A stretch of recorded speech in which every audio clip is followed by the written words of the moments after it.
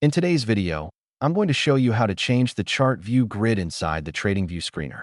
This feature is perfect if you want to monitor multiple charts at the same time, compare assets, or customize your workspace to fit your trading style. To get started, open the screener section on TradingView.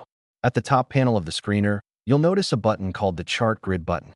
This is the main control that allows you to switch between different grid modes.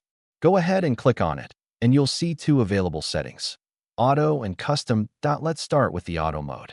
When you choose Auto, TradingView automatically adjusts the size of the chart grid based on your screen's resolution.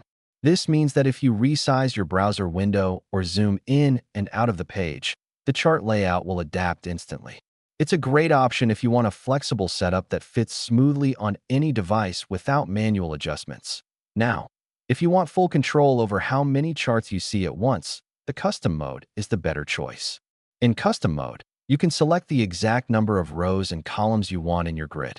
You can design your layout to fit your workflow, whether that's 2 rows of charts, 3 columns, or a full grid.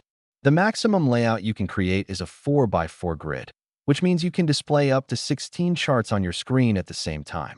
After choosing your preferred mode, the chart layout will update instantly, so you can begin analyzing multiple assets all at once.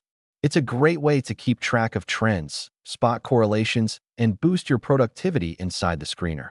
And that's how you change the chart view grid on TradingView.